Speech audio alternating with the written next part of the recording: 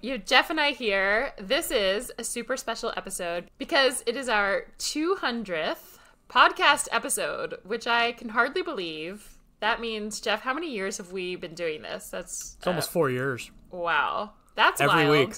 I think we might have missed 1 week in 4 years. Yeah, I think we got caught up in travel or something. I might have missed something, but it's almost 4 years in a row of publishing every a single podcast. Week. I think That's most really podcasts actually, I think like 90% of podcasts just go dormant after, I don't know, what it's like a year or something like that. 95%, something like that. It's pretty good. It's a big commit. We are hanging strong. When I say hanging, sometimes we're hanging by a thread and we show up for you anyway. And today... That is more relevant than... Today, we might both be hanging by a thread, and it's going to make it all the better, because I actually feel, Jeff, that our best episodes are when we're a little unhinged. We're, like, shooting from the hip, and just whatever comes out, comes out. It's our most raw, unfiltered truths. Every now and then, there's some episodes that Jeff and I will want to do that are a little more serious, or maybe career focused or job focused, or how to help you get a job, where or any serious topic where we're like, we just don't have the bandwidth today, like we need to do something a little more playful. So we try to bring you the energy that we're feeling with the topics, and hopefully that has showed over the years. But today we wanted to give you a little bit behind the scenes of the podcast, and also just share a lot of how digital nomad life has evolved since we started this episode, or this podcast 4 years ago, how we've evolved since we started this podcast 4 years ago, just about. So today is 200th podcast episode. What the fuck has happened since episode 1? Anything else to share before we jump into a bunch of the topics and the questions that we want to hit today?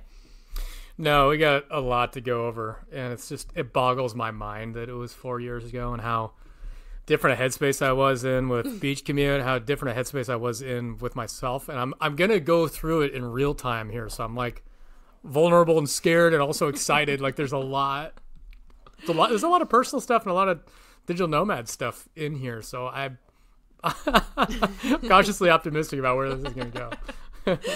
We shall see. So there's 10 questions that we are going to go through and share with you guys, as Jeff sort of alluded to here. Some of them are sort of personal.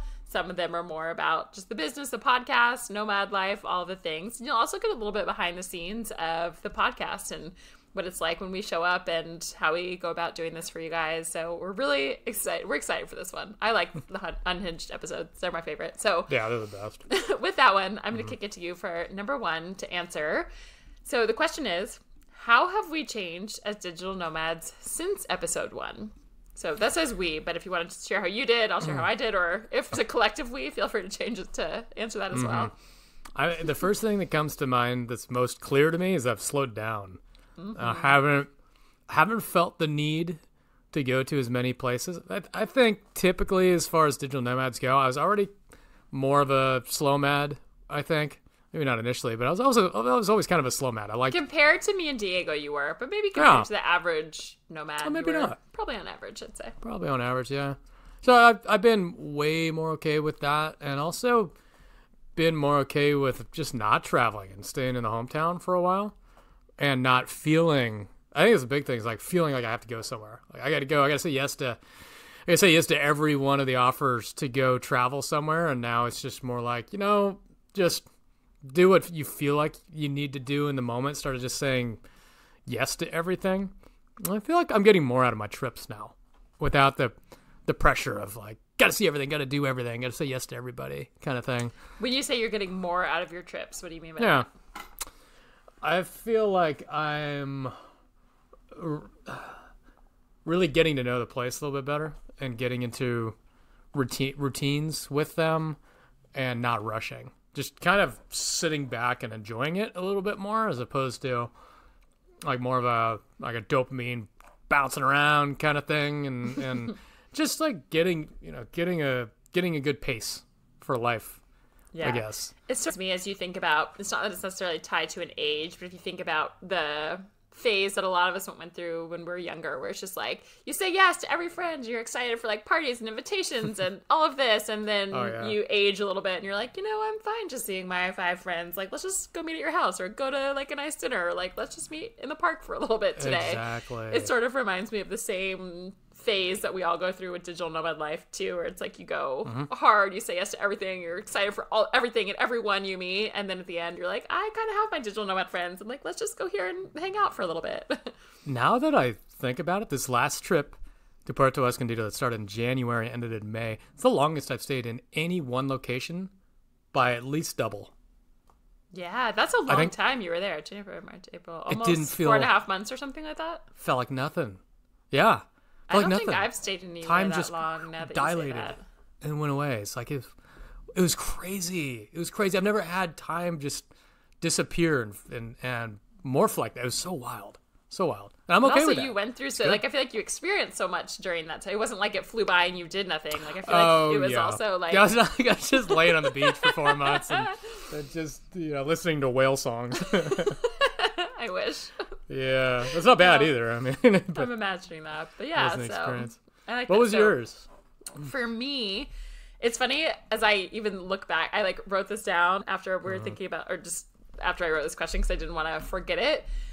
When we first started this podcast, I remember I did an episode about this. I was wanting to visit every single country, and I was a passport chaser for sure. So I was also traveling fast, but I was traveling, even if I didn't really want to go somewhere or a country didn't call to me or seem appealing, I was like, okay, I'm near here. I might as well go here. And then I'm here, so I might as well go next to there. And I'm there, so I might as well just like pop by these 4 countries before I head back, to the States for a little bit. So for me, I think the biggest change is I have gone from similar to what you're saying, but maybe just a more like exaggerated version where I was just like traveling really fast. I would go to a country for 2 days, 3 days, 5 days, and then I would stay for a month or 2 in some places, but then pop around really quick. And now I'm like, you couldn't pay me to do that. Like, I'm exhausted. I don't want to. And I would love to get to every country in some day in my life, but I don't feel like I need to do it today. And it's like, if that happened by the time I'm 100 years old, cool. And if it doesn't happen, also cool. I feel like now the way I look at it is, if there's a reason to go somewhere or if a fun invitation happens, and I'm also more mindful like you of, instead of being like, oh, someone invited me, sure, yes, I'm like, do I really want to go to this country? Do I really want to be with these people? Let me think about it. But just going more intentionally of like, where's my body feel called to go? Where do I really want to go to? Where are the people that I want to be with? Where are they? And is that more important than just checking off a box of a country? So I have nothing against people. I still know a decent chunk of people who are checking off every country. And I think it's really cool. There's a lot you learn by going to places you wouldn't go otherwise, by pushing yourselves, getting out of your comfort zone. So it's a lofty goal, and it's awesome. But I just feel like for me, if it happens, I'm open to it. And there's still some funky places I'd love to go just to kind of go and see. But I don't feel rushed to do it. And I'm okay if I'm near a country and I'm like, oh my God, I could cross the border. I could go spend 3 days there. Like, I'm like, it's okay. I can sit and enjoy the beach I'm at. I don't think we'd ever make a trip to Paraguay. No, I made Jeff go. This was during my passport chasing days. Jeff and I were in Bolivia, and I was like, well, Paraguay is right next door. When else am I going to be here? So I made Jeff go to Paraguay with me we were there for like 5 days or something at the end of a month and a half in Bolivia. I feel like it was 3 days or something. Yeah. It was quick. So yeah, probably today how have I changed? No. I wouldn't go to Paraguay today just because I was in Bolivia. I would probably just hang out in Bolivia with the people I was with and enjoy my time there. That's my number 1. That's good. Okay, I'll bring us to number 2. Okay. What would our digital nomad selves from episode 1 think of us today? Are you answering first? You go first so I can marinate on it. I guess it's like, as I think about what I just answered for number 1, my digital nomad self today would be like, what are you doing? Like, I feel like she would judge me for not traveling so much. And I feel like almost in the same way, like I couldn't comprehend 5 years ago why everyone in the world wasn't living this lifestyle and going to a new country every like 10 days or every month. I think it was like this new high where I was like, there's so many countries, there's so many cultures, there's so many people. I like couldn't get enough fast enough. And it's sort of the same way when I was, 22 years old. I was like, why aren't my parents partying every night? Like, why aren't these people doing crazy things? Like, I'm never going to get old. I'm never going to stop. And now I'm like, it's really nice just to sit at home. So I think in that same vein, because it was, new, I wasn't even brand new when we started this, obviously, but I was still very much in the fast travel phase. I think I would judge myself today and be like, this girl's moving really slow. Why is she not checking off 10 new countries this year? Like, how dare she? that's lame. And now here I am and happy for it. That kind of took me, your response kind of took me in a direction that I didn't expect. Okay. Back then, it's kind of similar to you. I was just trying to push this. Why are you not being a digital nomad? You should be a digital nomad. You don't know what you're missing. You got to do it. We got to find ways to get people to do it. And then I've really reframed the way that I look at this lifestyle. I don't necessarily define it fully as digital nomad as much as I think of it as a way to live where you can do what you want to do. And that might not always be a digital nomad. It might just be the freedom to work wherever you want. So some people don't want to do, or maybe they do just want to go on one trip a year. That's fine. But what's core to them is I get to work where I want. I go to my sister's house for 2 weeks in New York and work from there. Nobody bothers me. I feel free. I think I more view this lifestyle as feeling free and getting time back to spend on things that you really enjoy. I think a lot of that is getting time back and freedom. And if that means digital nomad, awesome. We love it. A lot of our friends love it, and that's cool. But for me, I just, I look back and say, all right, maybe a lot of our audience and for me, I just really value that freedom and that what is it, like sovereignty over yourself to be able to do the things that you feel like you want to do where you want to do them. And I think that's just so important. I think that's the way we're meant to live anyways. And if you want to go digital nomad, awesome. But I don't feel that I need to push that on people. Be a digital nomad. It's like, no, first start with get a taste of what this freedom is like to be where you want to be. I think we should be like that.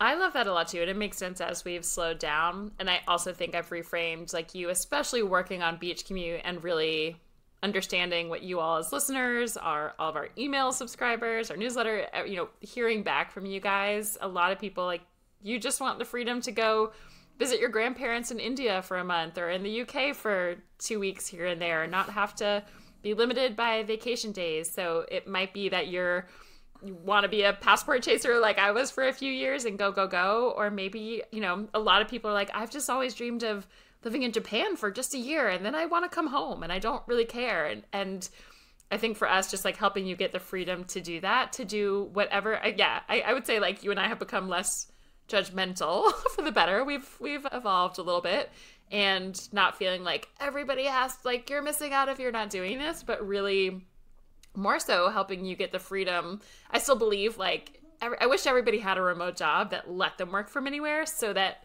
you can choose, right? It's like if you want to spend an extra 2 weeks on the beach in, Costa Rica that you couldn't do otherwise because you wanted to use your vacation days to spend, Christmas with your family, now you can. Or if Jeff said it's like you want to go visit a relative, or maybe something comes up and you go on vacation and you're like, I just don't want to leave this place. Like, I wish I could stay 4 days longer and just be on your computer a little longer. Like, even just days here and there.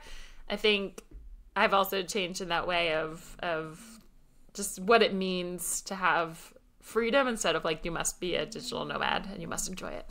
Yeah. We've grown, Jeff. Open Look it at up. us. I know. Yeah, just kind of open it up to, let's start with get a taste of the freedom and then you decide what's right for you. Yeah. So with that, on to question 3. The question is, what keeps us going with digital nomad life? So for you, Jeff, what keeps you, and I know you've already mentioned like you're home, you're not traveling as much, you're home, but you're still, you just spent 4.5 months in Mexico. You have some plans to go to Europe soon, to France, to Morocco. So you're still living nomadically. You're still traveling. You're still doing the digital nomad thing. So the question is, like, what keeps you going? Like, some people would have burnt out by now. They're exhausted. Why do you still take trips here and there? Why do you travel for some months? What has kept you going all these years, or still today? When I'm traveling, especially with friends, I feel like the truest version of myself. I think the best version of me comes out when I'm around my friends and I'm traveling. Not exactly sure what that is, but I feel the lightest. I feel the funniest, the most confident that I feel. Like when I was in Mexico, the whole time felt like that. I don't know exactly how to unpack all of that, but that, I mean, doesn't really matter, I guess. Because do you think it's the people you're around? Do you think it's because you're in a different place, or maybe a combination of both? Could be, probably combination. Yeah, and whatever the answer is to that, I don't think it's necessarily too important, because the answer to the question is that's what keeps me going. I feel those things, and I feel that freedom and that support and that adventure, and it's all right there. And I can't imagine giving that up, especially this last trip to Mexico. It really reminded me of the first time I went on digital nomad trips when we met. Like, it just felt, oh man, it just felt so alive. And you go through phases as digital nomad where it's like, oh yeah, it feels really alive, and then it feels kind of like a chore, and then you got to recharge a little bit and get back into it, and then it comes back again. So yeah, I think just that feeling is just such a pull for me. I love that. I wouldn't have answered the same, but would you? No, I wouldn't. Oh, you wouldn't? I would not have, but I also, like, as you say that, I'm like, yeah, I love maybe some of that, answer. Yeah. I agree. Well, a little sprinkle in a little of that there. Yeah. Mine is interesting because I feel like in a future podcast episode, I will share a lot more when I've come out on the other side and ready. I haven't shared so much, but I have been fairly unwell, as an understatement, for the last year and a half, dealing with mold poisoning and Lyme and a couple, just like God knows what else, a whole cocktail of things. Sprinkle it all in there. Sprinkle it all in. I've been a little bit of a disaster, and I haven't been traveling as much because of that, because I simply have been just not feeling well, exhausted. Like, the thought of getting on a plane today is like, my body is just going to crumble, and I cannot. So I haven't shared that as much, and I definitely want to share a lot once I'm fully on the other side. I'm coming out. I feel like I'm coming out the other side. It's given me a whole new perspective where I just physically couldn't live the digital nomad life that I had been doing for a lot of years. And only very recently is the first time that I've started to like see the light of the tunnel of feeling well enough again that I'm feeling like called to travel again. And for so long I was like, the thought of going anywhere, like, you couldn't pay me. Like, how did I do that for so many years? And now that I'm feeling healthy again, I feel that call again where I'm like, ooh, all the places. So I think for me, as I'm starting to like, I feel like it's going to feel like a new life again when I do it, kind of like you just felt in Mexico. But I would say what pulls me, now that I'm thinking about it, is I don't know how to explain it or why, but there's something about foreign countries and places that just feels like it pulls me. I see a picture of it. I feel an energy of it in the pictures or from someone's story. Really, it's like, I think when I see pictures of places or people's videos, and I'm like, I want to feel what it feels like to be there. Like, I must go. I don't know why. I don't know why some people have that and some people don't. And like you said, it doesn't matter, but I do have it. And I just feel like for me, there's so much of the world to explore, and I have such a curiosity for it when I'm feeling well. And that's what keeps me going. And also, just to me, I'm a big energy person. If you're newer to our podcast, of like, I just feel like every place is such a different energy. And I don't know, I'm like, I want to go to the beach and live here for a while, and then I want to go to this location and feel this for a while. And I feel like in old life, we're taught like, okay, you pick your city or your town or your country or wherever, and like, that's where you live 12 months of the year, and that's what you get unless you want to make a big life change. And now I'm like, well, I can have a small tiny beach town for 3 months, and then I can come back to the city and get my Amazon packages and see some friends and chill, have a city life for a few weeks, and then I can do whatever. So I feel like there's too many energies to sit in one place, and sometimes, as Jeff said, we get tired and we need to refuel. But I just think that there's some energetic pull of places to me that will probably in some way forever pull me. Yep. Yeah. I would get that for new places. I would get that for places I've already been to. Yeah. It just reaches out to you. Like, when you mentioned Costa Rica, I just feel it's like, oh, I need to be there. Like, I need to be there. I got to go back there. I got to go back there. That's one of many. Yeah. That's not going to go away. I don't know why that would go away. I'm like, is that unhealthy? It's like, why do we have it and other people don't? Do other people have it and not act on it? I don't know, but it's just like... Yeah, I don't think it's unhealthy. Yeah. I hope it's not unhealthy.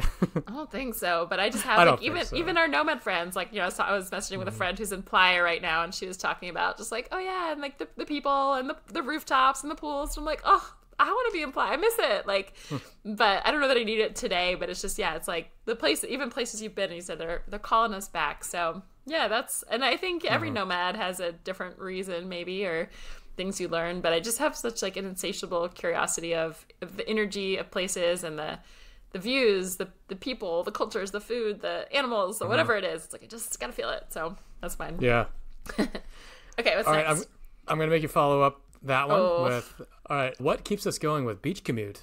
This is a fun one. I'm actually for Jeff's answer because it's just give me yours. I will. But I'm just saying, I'm really excited for yours because the trajectory of, I feel like your involvement and your excitement and your passion about beach commute is just like exponentially grown and amazing.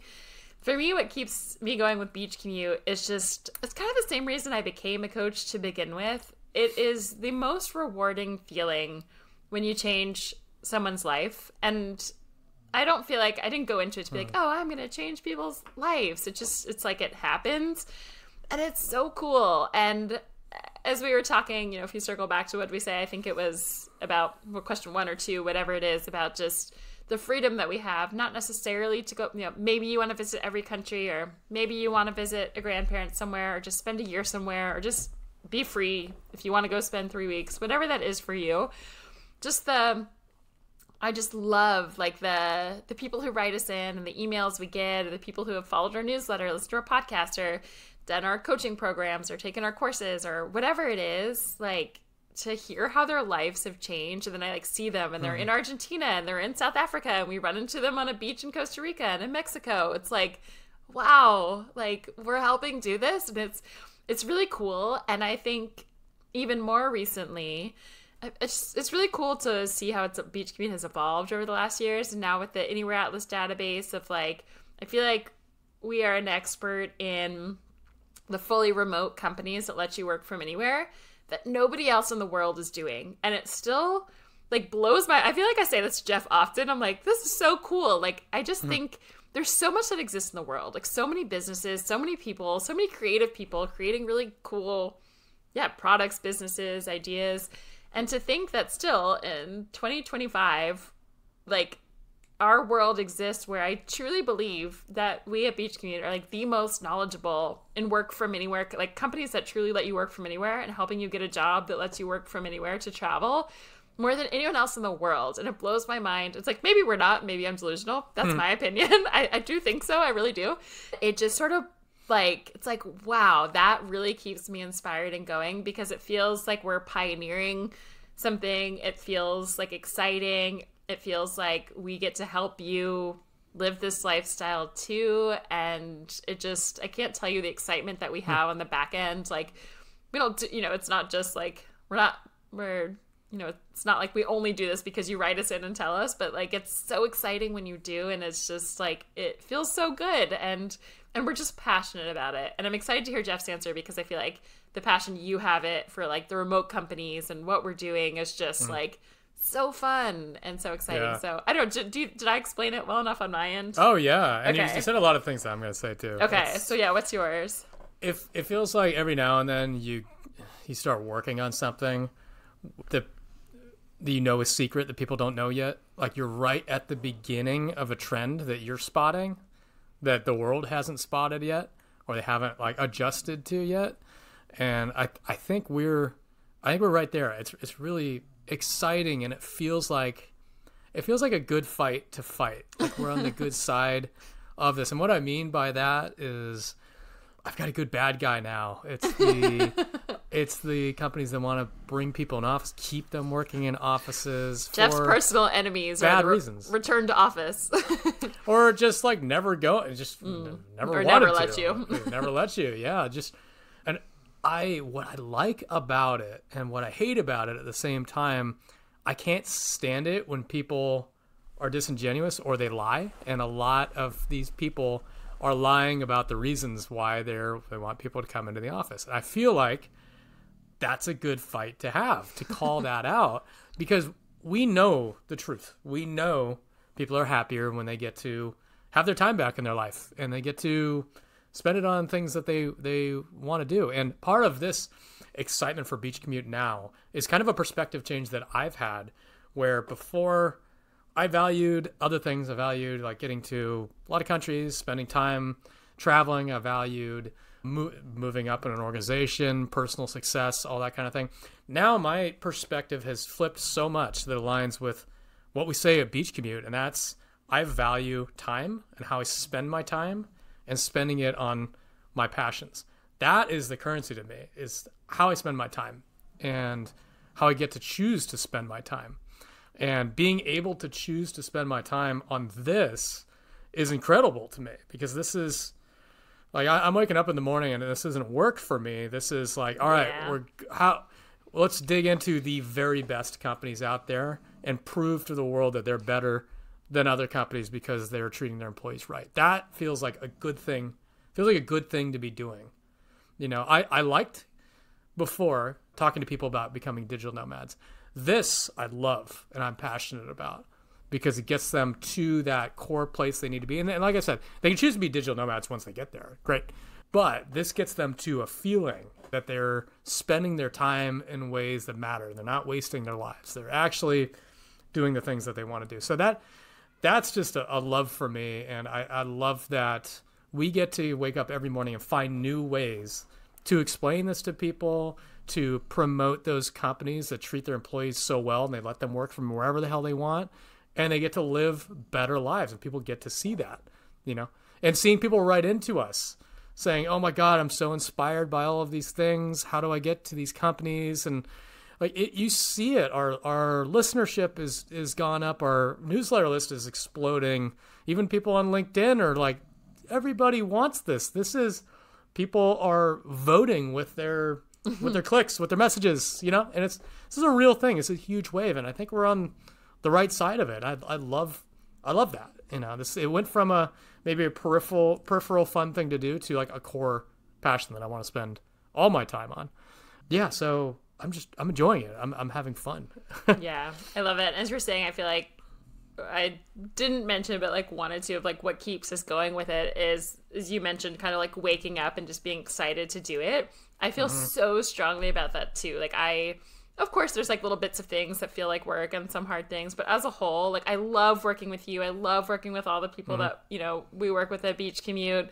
I think we have like the best people, you know, supporting us and working on our programs with us. And I love what we do. And I love the beach commuters. I feel like we have the best community, and it's like fun. And especially for me in the last year, especially as I have been not feeling well and I couldn't really travel in the way that I normally do.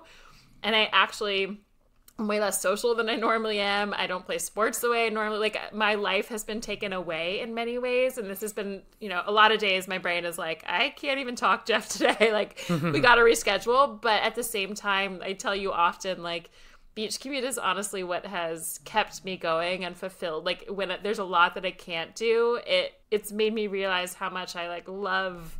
Like this podcast like lights me up. Sometimes I can't even talk to friends. I'm too tired, but like I have this still works for me somehow. So there's something about this, that there's like a magic to it that we really just love. And we hope you guys feel that too. So before we go to question 5, Jeff, I also just want to say for anyone, if you're listening and you're not yet on our email list and you would like to get a fully remote job that lets you work from anywhere, or just stay in touch in the podcast and the lifestyle, go to beachcommute.com/email. We're sending these work from anywhere opportunities, companies, jobs, and just lots of like tips to be free and live this digital nomad lifestyle if you'd like. So beachcommute.com/email to join. And with that, what's question 5, Jeff? All right. Question 5 is, how has our definition of success changed since starting the show? Well, your turn to start first. My definition of success, I guess before was trying to get people to be digital nomads, and I guess measuring that, trying to see how many people we could get to listen to the podcast. Yeah, now it's kind of a double thing. I might be repeating myself a little bit, but I think it's getting as many people to be able to see and experience what it's like to be able to spend their time how they want to. That doesn't mean they're not working. You know, it means they're working, but it means they get so much time in their lives back to whatever. Like I said, you don't have to be a digital nomad, but maybe you get 2.5 hours back a day from commute, hang out with your kids, go to the gym, pick up a sport, like do good stuff that's not in a cubicle. Like that, I love that part. That inspires me. That's success to me, to just show that to people and then actually get people to do that is the biggest win ultimately. And then the second part is fighting people that don't like that. Fighting people that want to control against that. I love a good fight. Marissa, you've seen me You get... do. Jeff gets sassy. I'm like, pull it back, Jeff. Pull it back. Yep. Thank you. And yeah. I don't have a lot of fear of confrontation for the most part. And like, I enjoy engaging people in these kind of debates. And that fires me up. I like having both a good bad guy and a good guy to defend here and show the way that we've seen. So yeah, these are both huge successes for me, right? They're the primary successes for me in life right now, professionally at least. That's cool. Yeah, it's interesting you were looking at it professionally. When I think I'll look at it from a lens as well. There was a whole we could talk about personally too. I went that direction, but we could do both. Is there anything else you want to add then, if you would think about success personally? I feel like it's usually wrapped up in like often one and the same, that word success. It is kind of, yeah. It's time. It's how I spend my time. I kind of covered it in the last one. So yeah. I think we're good on that. What's I think so too. There's a whole episode that Jeff and I did on this topic. It's called "Success Isn't a Salary. You Don't Owe Your Life to a 9-to-5." I can't remember exactly.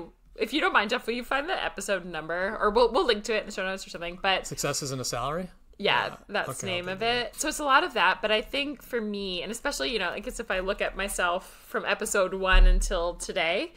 What's changed for me the most of how I view success is I think I really appreciate money as a tool for sure. And I still have that as a success metric. But I think what's changed for me hugely over the last 4 years is, if Jeff said, like, as I am, receiving money and trying to build a business that, makes money, am I building it in a way that I am spending my time the way that I want to, the way that I like to, that feels exciting? Am I working when I'm energized and not just hustling to check boxes? Oh, yeah. It really ties back to freedom. I know Jeff and I have talked about this often, just for whatever reason. I don't know why. One of our biggest values inherently is just like freedom is one of my top ones, probably number one. I'm not thinking of another. I'm sure there's more up there too, like family friend, all that. But for me, if I think about the way that I existed, before Beach Commute, or even in corporate world, where I was so tied to like, this is your schedule and you must be here this many hours a day and commute, and just like, no matter how you're feeling or what you were going through, you have to like show up and be miserable often, because we don't like live that way. And even learning so much about like men, you have the same cycle every single day of hormones. For us as women, I'm learning so much more, and especially what I've been through, all the mold and Lyme has affected my hormones so much that will hopefully be back to normal, very normal soon. But I've become so hyper aware of, like, for females, our energy, like what you guys feel in a day, ours is throughout a month. So like maybe for 2 weeks, I'm like, Jeff, let me build out a course. Let me be creative. I got this. And Jeff has seen this the most because it's so exaggerated with everything I'm going through. And then like a week later, I'm like, Jeff, I can't think. I got nothing in me. If I want to do something creative, it's got to be like a week and a half from now. And again, it's not always that exaggerated, but it's just helping me learn that if I can, create a business or have a job or have a company that, like, if you can have that aligns with you, to me, success is, there's something that people say, it's like success is being able to spend your time how you want, when you want, with who you want, where you want. To me, that is success. And I do think money is absolutely a tool that allows you to do a lot of those things. So it's still a part of it.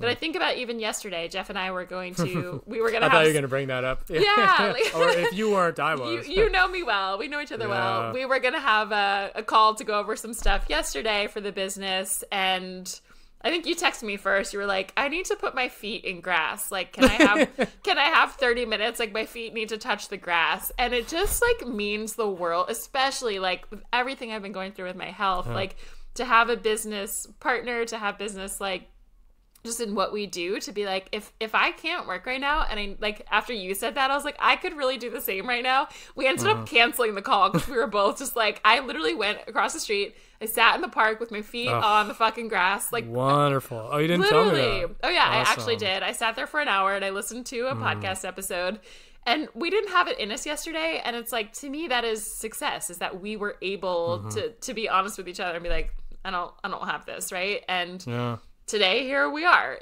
and it just means the world to me to be able to like show up as a real human, where some days I have it all in me and some days I have nothing, and I get to exist like to ebb and flow like that. So yeah, success is being how I want, where I want, with who I want, and doing what I want as much as possible. Yeah, that was really, really well put.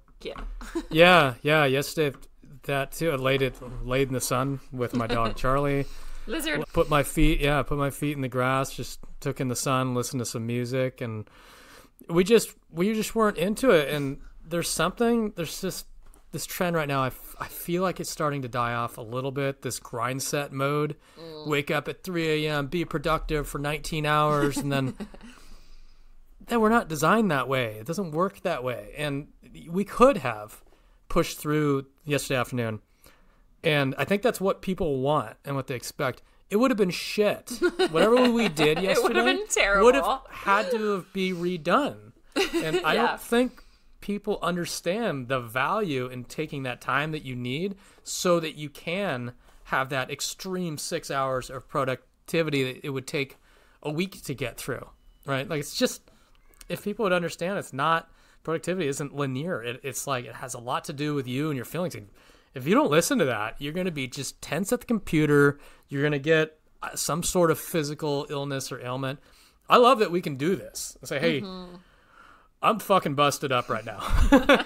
Let's pick it up later. I get it on the weekend and you get it. I get it. It's like, okay, you fill in for me. I'll fill in for you, whatever it takes. We'll get it done. But like, I got to tap out for a moment. And that's just, that's time, respect for time and space. And it's just not seen in any corporate world, Yeah. And there's so much out there. I feel like sometimes I still like almost get in the trap and, in Instagram where people are like, I get up at 4:30 every morning and I've done this and I've already had 7 hours of work and then I take a break and I've done 10 more hours and I'll teach you how to be the absolute most productive you can ever be. And sometimes I'm like, that is success. Like, I should be doing that. Like, your ego kicks in, your mind kicks in. Yeah. And then I remind myself, to me, and I think this answers the question perfectly of like, how has success changed to us? To me, I feel successful that I'm not following that, ironically. Oh, yeah. Me too. And we still have big, like, I feel like we have just as big of goals as all of those people doing that. But I feel like, we'll see if we achieve them or not. But I think that, to me, it will be successful if we achieve those numbers and our goals and the way we help you guys. And we're putting our feet in the grass when we want. And I don't ever set an alarm clock. I never, ever, ever set, like, to me, that is success, that I don't have to set an alarm. If I wake up at 9:30, I'm like, hell yeah. I'm so glad my body took that rest it needed. I love that I could sleep in. To me, that is success, not like waking up early. So to each their own. Again, I also really believe like different body types are different. Like some people feel really good waking up at 4:30. I start rocking and rolling with work at like, if I work sometimes for 7 to 9, if I have the energy PM, like that's great. And maybe those people will be like, how dare you work at night? That's your other, so everybody's different. I'm not judging any one way. I just think for us personally, to me, that is success in my body. And especially in this phase of my life right now where I'm healing and I need all the rest that I can get when I get up. Like I absolutely wouldn't have been able to do my corporate job with how I've been feeling the last year and a half. No. I would have had to take a leave of absence. Absolutely. And yet we've still been able to run this business together. And I think that says a lot. Yeah. For me, it's a very clear black and white because I lived on both sides of the fence. I am a recovering morning productivity person where I was getting up at 5:30 in the morning, going for a run, just trying to check as many boxes as possible and literally check boxes on my notepad, as many as possible. And I've got a really clear reflection of that mode and this mode now. I woke up at 8:15 this morning and I feel better now. So I think that's the only thing that matters really, is if you feel better. Because really I was doing all those things, being super productive, so I felt good about myself, and not necessarily because there's this a tie to productivity and success and ego and all that shit, and it didn't. It's like a little hit. It's like, oh yeah, I did that, cool. I did that, cool. And then you tell somebody, and they're like, I don't give a shit. Cool, good for you. You're obnoxious. And so now, like, okay, if it feels good, I needed to sleep until 8 this morning. I had to go for a long walk, and that's what it took. And I love that there's the ability to do that, and that's success to me. Yeah, and I have one last one. I know this one would really take us. But to me, success is also health. And I think as a lot of these things we're talking about are making us a healthy person. But there's a quote that says, I'm going to mess this up, you have 99 problems until you've lost your health, and then you have one. And for me, having been through health stuff a lot over the last year, like, health is success. And to me, success is building a life that lets you be as healthy as you want. And I think this is a generation of recovering toxicity from a lot of work environments. Like, Jeff and I laugh at all the job descriptions, not loud, like when we see all the job descriptions. And I used to be a part of all of this in my corporate world, but everyone's like, as part of the culture, they're like, we work hard, like, come join us and work harder, like, the harder you work, the better I'm not, what's the phrase that fast-paced work environment. Fast, thank you. I was like, I can't think of it. We're a fast-paced work environment. Saw one the other day. Yeah. Oh, I saw a great one the other day. It said, we don't believe in the standard 40-hour week. We put in extra while our competitors are sleeping. No. Oh my! How many red flags can you put into one sentence? Yikes! And like 22-year-old me probably would have been like, yeah, like, I'll be a part of that. So again, no judgment, to each their own. It's just that you and I are on a path now where we feel so the opposite, and I'm like, the slower the better. And if, like, sometimes Jeff will text me, he's like, sorry, like, I can't do this afternoon, like, I'm playing pickleball that time. And I'm like, fuck yes. I want us to live, and I want everyone who works for us to have freedom and live and work as asynchronously as possible. And it's just, like, health, freedom, success. So anyway, we went on a tangent, not a tangent, important thoughts on that one. But what's next? Okay, so number 6 is the funniest or most unexpected moments we've had while recording an episode. Who's answering first, me or you? You go ahead. Okay, for this one, I wish I could think of a specific moment, but I don't, I'm sure one will come to mind, but I think for me, it's just the overall feeling of every single episode is like, I feel like we just like laugh so much. Every episode I'm cracking up. There's a lot of episodes where I've literally cried. I'm laughing so hard. So when I think about just like funniest or unexpected moments we've had while recording it, I don't know. Is there one that comes to me? It's just like the overall feeling. There's actually a moment where I asked you not that long ago. I was like, Jeff, do we need to be like, just strategically in our business, do we need to be recording this podcast anymore? And you looked at me. I did. And you looked at me and you were like, I don't care. Like, I don't want to not do, you're like, I love this. I don't want to not do it. And I think about often there's a question, like a career coachy kind of question that people ask that says like, if you had all the money in the world, like, what would you be doing anyway? And I was like, I fucking love, like, I would still want to be doing this. So I don't know. That's not quite the answer, but it's just, to me, the overall feeling of just like laughing a lot and just like really enjoying doing this with you. It's like so fun. But do you have any specific moments or? I don't think there's any specific moments. I love a couple times. You remember I was drinking mezcal and kind of getting rowdy, and that was so fun. Like, I do love when you do that.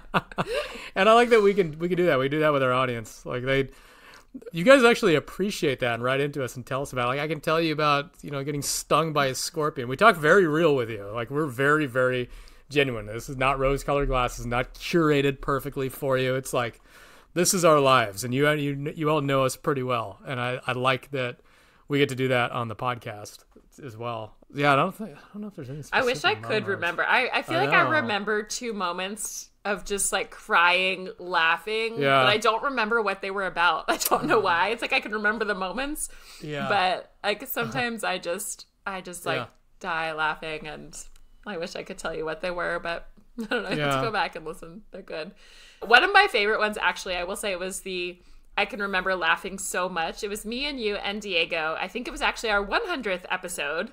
Actually, that's kind of ironic. It was the 100th I think episode. I remember this. Yeah. And we recorded it, and I think, like, my recording didn't happen. Your internet, like, cut off. Yep. We couldn't, we had to re-record the episode. But when we did the first one, I think it was a lot of rapid fire, just like funny travel questions. And it was just like a slap happy morning recording it with me, you, and Diego. And I remember crying, laughing with just like the answers and like it was sort of reminding me of the reason the 3 of us started this business together was we had a lot of that energy in Bolivia all together of just this like slap happy, funny, just like laughing. And it was just one of those really pure moments where I was like, how are we getting paid to do this? Like, how does this even work? This is so hysterical and funny. It was that one. And it was like a list of 100 things we're trying to get through. I think we got through 11. An hour and a half. Fail. Yeah. We have learned that we can't get through 100 questions on an episode anymore. Yeah. We've learned that we can't get through usually 10. Yeah. Might be a long one. So that was number 6. So number 7, Jeff. So this one says, behind the scenes, what goes into making an episode that most people don't know? So I don't think we've ever talked about this on the podcast. So if you've ever been curious, like, how do we choose the episodes? Like, how do we choose? Do we plan it out? Tell the people, Jeff, what goes into these episodes? There's so many different ways that we come up with topics. That's the hardest part. That's what we spend the most time on, figuring out what is the topic, and then what things do we want to cover in the topic. So how we come up with topics, I think our number one starting point is if anything's come in through the mailbox. If somebody's requested something specific and we say, okay, this is mostly relevant to all of you to hear, we'll say, okay, let's greenlight that one. And usually we do those right away because they're fun. Like, and if you hear that, hello@beachcommute.com. Write us in if you have any episode topics you want us to do. So yeah, continue. Yeah, you can comment on the specific episode on Spotify too. There's a little comment section. Just put it in there. We find it everywhere. Just put in whatever you want to hear. Or we'll tell you where to find it if we've already covered it. So yeah, the audience suggestions, it's an easy one, and we love that. We also sometimes we decide to do redos of stuff that people really like. Either if we've come up with a list of a million things and we couldn't get through one, and then we forgot that we had like 90 more things to do, we got to do that.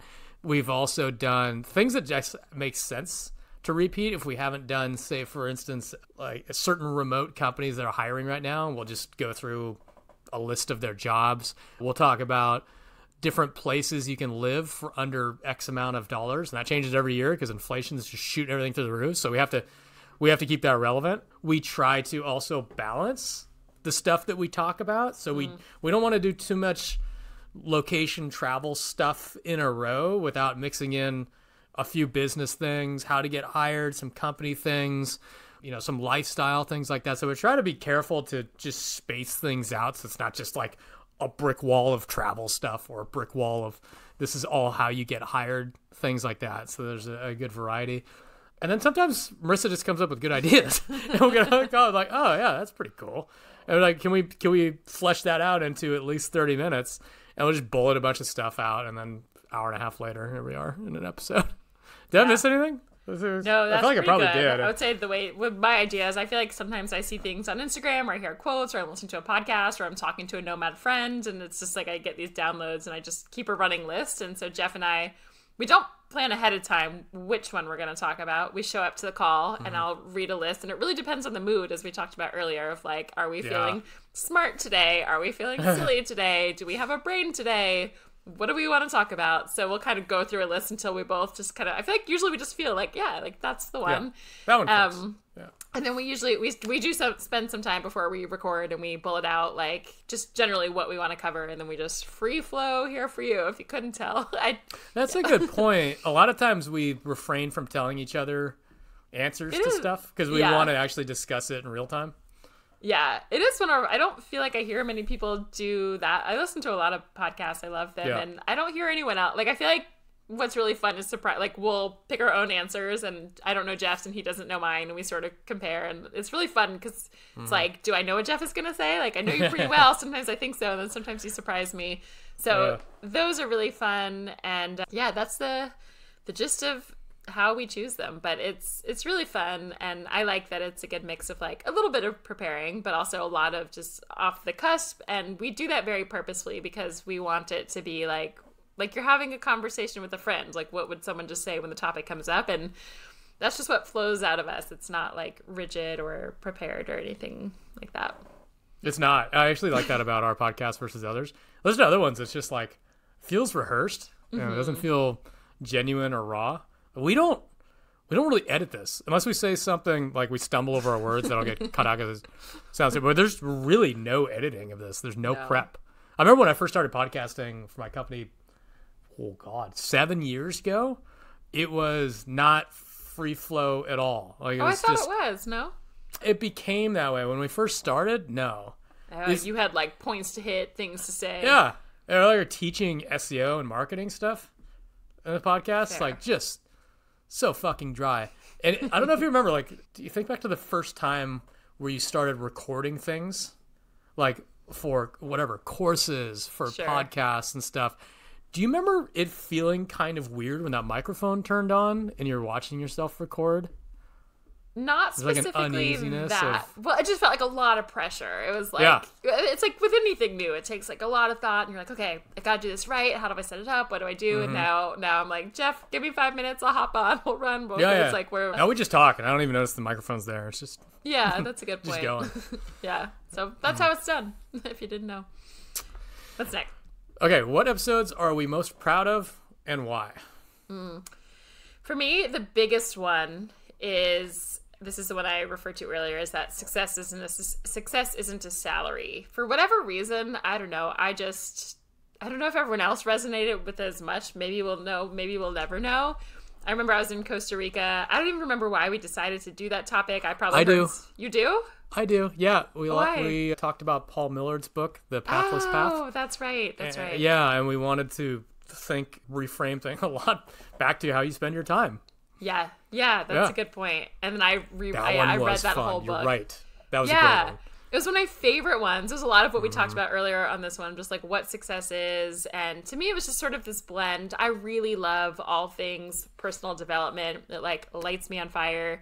So when I can mix that with travel and nomad life and what does success mean? And, I think Jeff and I were really untangling a lot of programming that you and I had both had from corporate world and promotions and a salary and saying like, yes, we still have some salary or, some money goals, but like why? And really it comes down to freedom to be and do, all those things I said. It just like, I just loved that conversation. So that's one of the ones I'm love. And I think it, like you said earlier, we try to do a mix of, look, we have a lot of listeners have already started living digital nomad life and listen because, you guys love to hear the places we go and the travel tips and figure out where you might want to go. And other people, maybe you're listening and you still don't have a remote job. So you might relate more to those topics on, how to get a job and which career, do you want to do remotely and what are the tips to help you get an interview. And so we love the combination, but that one to me was sort of like this blend of all of it of like, why are we doing this? Why are you already traveling? Why are you thinking of getting a remote job? What does it mean to you? Like it hit all my personal development, like sweet spots. And I just fucking loved it. So I love that one. The ayahuasca one, I really love all of our deep ones, like the times where we're just kind of vulnerable and share. The ayahuasca one was a big one. And then I actually do really love when I have, my best brain on and can drop some knowledge for you guys in terms of career clarity is a real passion of mine to help you figure out like how to get a remote career, what you might be doing wrong, what might be holding you back so you can actually start living this life. So there's a lot of career ones. Maybe I don't know. I didn't go back and look at specific ones, but there's some of those that are like 3 mistakes holding you back from getting a remote job or like the one secret you're not, I can't remember the titles, but I love those, and when I'm in the mood to do them, like they mean so much to me. And I don't know if they mean as much to you guys. I hope they do. I hope they help, but I know they get a lot of listens, and I hope those are some of the ones I'm most proud of. But what about you? I forgot about that one. Which one? The success isn't a salary one, which by the way is episode recent-ish. Episode recent. I'll pull it up. But that one was great. I completely forgot how passionate I was about that topic. Okay, so that one is episode 172. Definitely got to listen to that one. That was back in November. Oh, man, That's crazy. That feels like it was like a month ago. Yeah, that one was great. I was really happy with the one where you interviewed me, and I talked about. Yes, that was one of my favorites. I forgot to mention. Yeah, talked about my career path, and also talked about my OCD and my depression that I've gone through in life. I really love being able to share that with people because a lot of that's very hidden, it's very stigmatized, and people don't want to talk about it in public, and it just kind of reinforces that. Anybody that has it just hides it, and anytime you try to hide your feelings, everything just gets way, way, way worse. So I love being able to confidently get that out there, and so people can hear it and think, okay, we're out there traveling as digital nomads. We're, fairly extroverted, having these big podcasts and publishing that, putting ourselves out there, but also you can be battling depression and OCD at the same time. So you can do both, and you can function with both, and you can manage that. So that was important for me to be able to say that to people. And I think somebody actually wrote in with a really, really nice message, if I remember right. It's a long time ago, but somebody wrote in with a very detailed message about how that resonated with them. So I did appreciate that. I think the ayahuasca was kind of an extension of that one too. Mm-hmm. Very, very personal, very deep conversation. Yeah, I love that one too. I think we're on the same page with those ones. I love the one where I got drunk on mezcal, started getting sassy. I love any that you're in sassy, like slap happy mood. Those are always my favorites, whatever they are. It doesn't matter what we're talking about. Oh yeah, that one was fun. Yeah, I feel like these podcasts are just getting better too. I feel like we're getting better at this. I don't know if that's actually translates well to you listeners, but I do feel like the content's getting more interesting, I think. Yeah, and that makes sense. You know, people always say if you don't cringe at whatever you first put out, like you've done it too late. And so even thinking back, like our very first episodes, like I don't think you had a microphone. Like our sound quality wasn't great. Our sound was terrible. Our sound, but like we did it, and we didn't. Bad. I don't know. I should go back and listen. I'm curious what those first couple sounds like. They're probably cringe, but I know a lot of people who find our podcast will tell us they found it.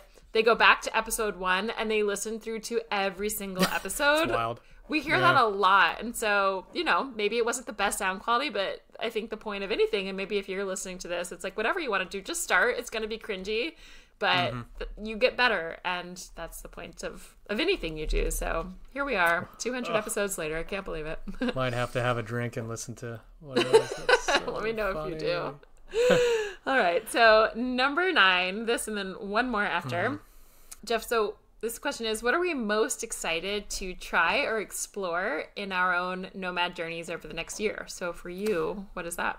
It's more beach. I was sleeping on the beach. Y'all, Jeff is a new person. I don't even know who Jeff is anymore. He used to not like sand. He wouldn't go to the beach. You know what? I only wearing a t-shirt today.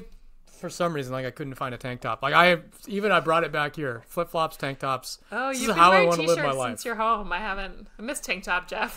You're like no. I almost every day I wear a tank top. Maybe every time I've seen you on video, you are in a t-shirt. You know what? A lot of times I book any calls that I have in the same day, and so if I have to wear a t-shirt for a call, I don't know, whatever it is, I'm just like, maybe I should put something on. Yeah, I'm like super tan. Look at. I've been away from the sun too long. Oh man, yeah, this might be the first time I'm tanner than you. I think I am. Yeah. Anyways, yeah, more. I don't know. I really listening to how my body felt when I was near the beach. That's what I needed to be doing for a long time, and it was just like a fuck yes. And so tell people how long you were away from the beach town until you were there. Oh God, the last time I was at a beach town was Sewataneo in 2020. Yeah, so it was 4.5 years. Cape Town, which was like a colder beach. Yeah, but no. Are you talking tropical beach town? You need like small town tropical beach? Yeah, like warm beach, one that you can actually walk into. Like near the coast, I don't think it's not a beach town. Yeah, you're near the coast in Cape Town, but would you call it a beach town? I guess you could. Technically it is, but it doesn't feel like when I think of beach town, it's like small town tropical vibes. Surfer vibes. Yeah. But it's technically like LA is like a beach town, but it's not. You don't think of it as like a beach town. It's similar. Exactly. To that. Yeah. So more of that for this next 12 months. And whether I love like this. It's Pacific side. I think it means Costa Rica again. I think it means definitely more Mexico. I'll spend more time in Puerto. That's just, I think, where I'm gonna end up eventually. I'll just end up somewhere around there for long periods of time. Beach bums. I don't know what I thought you were going to answer for that. It wasn't that, but like really? As you said that, I don't know. What do you think I was going to answer?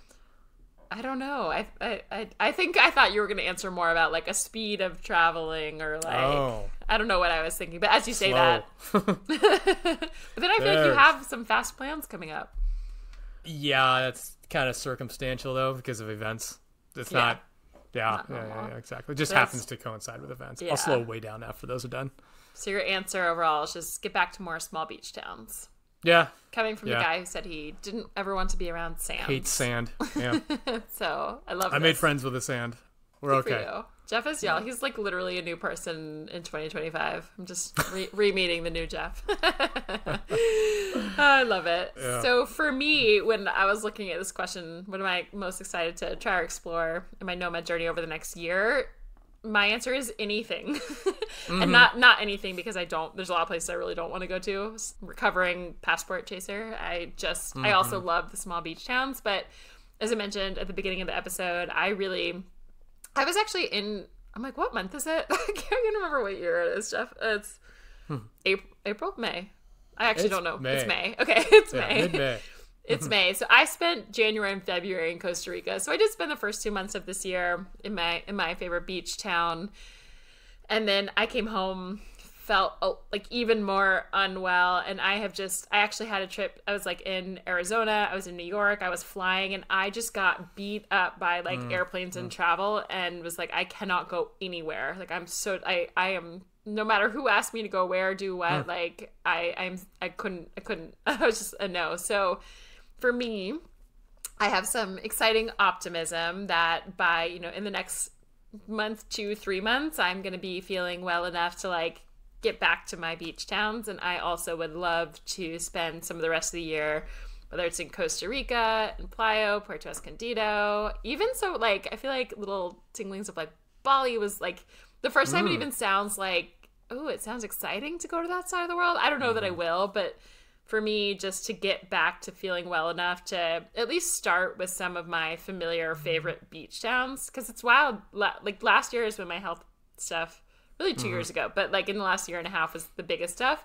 And I haven't been to a new country in 2024 or 2025 for the first time in like 6 or 7 years or something, which is wild to me. So even for the rest of the year, my goal is just to get back to my favorite small beach towns, and then maybe the following year will be like a little bigger. But I also am really enjoying being slow and just spending most of my year between Costa Rica and the States a little more. But I do hope that I get the energy to bop around to a few new countries, places, exciting curiosities, invites from our friends, of just like doing a little more. Feels lovely. That would be lovely. Yes. All right, we'll see if we can meet up in Puerto or Costa Rica. Yes, needs to now happen. That I'm friends with the sand again.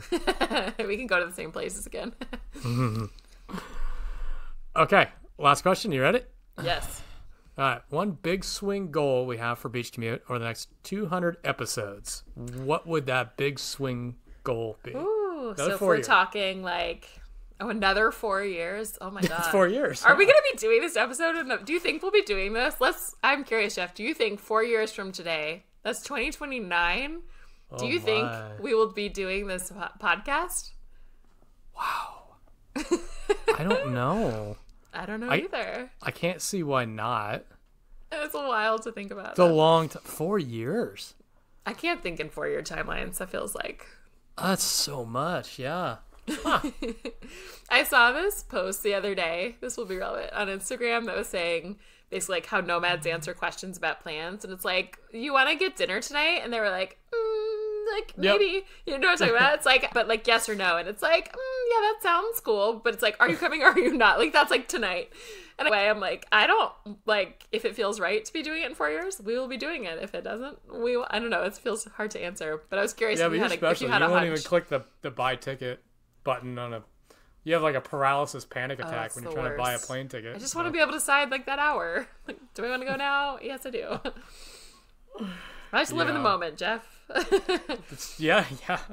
But 200 episodes, big swing. Yeah. If we were to make it another 200 Okay, episodes. so if we are, assuming we are 4 years from now, I say, I hope we are getting like thousands and thousands of people, like jobs that they can do from anywhere. So I hope that thousands of you listening now and over the next years get remote jobs that, as we talked about at the beginning, maybe you're bopping around to a new country every month, every week, every day if you want, or you just have the freedom to go visit your, niece or nephew somewhere, or spend a month somewhere, whatever that looks like for you. I hope that over the next 200 episodes, this podcast both inspires like energetically and also helps you tactically get those remote jobs or take the leap, whether you're starting your own business or just doing whatever it is that helps you live the way Jeff and I have been talking of, spending your time how you want, when you want, with who you want, where you want, sleeping in when you want, being healthy, and that this podcast helps, thousands of you, even more thousands of you to do that. That's the big swing goal I'd have. Do you have anything different? I don't think so. I think that's pretty good. It would be nice to be recognized as like the authority in like remote companies, remote jobs, plus digital nomad stuff. It's like the source.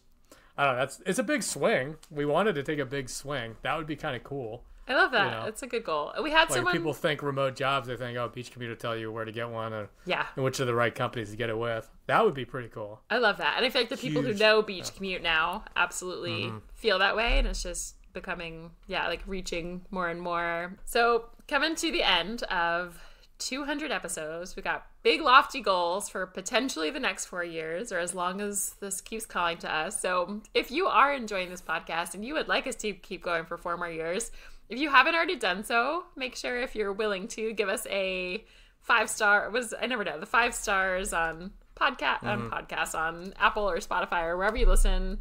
The subscribe button. The more you do that, the more it helps other people find this podcast, so they can binge through all of the episodes and get a lot of value. So we really appreciate it, and it does keep us going. So if you found this useful, we'd be so grateful if you can just pick up your phone and do that. And Jeff, as we wrap up 200, I honestly, I can't believe we've done so many. That's wild. But any last thoughts? I feel like this is a therapy session. I'm drained. No. I don't think so. But I love the ideas that come from you guys. So I'll send out this podcast with the newsletter. No scorpion bites this time. But I do want to open it up to people to respond back and give us any ideas that maybe we missed. Could be like remote job related, could be digital nomad related, could be locations.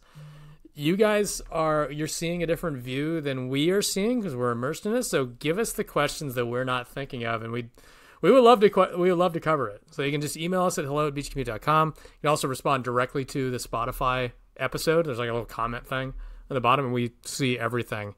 So I can't emphasize enough. I love the feedback constantly. Any and all feedback. My funniest review was a lot of external validation. There was like, it's so fun. My favorite review, I think, was like somebody put 2 stars on us, and the review comment was meh. I thought you said that was for your past podcast. Was that for the past? That was not this podcast, Jeff. You're mixing up. Nobody has said that about us. This was your previous. I think there's 1-star review though. I want to know what this guy was. Was thinking. it? Sorry. There's 2 1-star reviews and 1 2-star. I didn't even know we could see that. I'm more curious about the 2-star review. Like how did they land on it's not good. We're not for everybody. We also did have one person who really did not like that we were cursing and was very offended, so we're sorry. But, Jeff and I are just showing up as us, as our most authentic selves, and we're doing a lot of work to be our most authentic selves, so that's what you get from us. So with that, we'll see you again next week, and happy 200th to us and to you.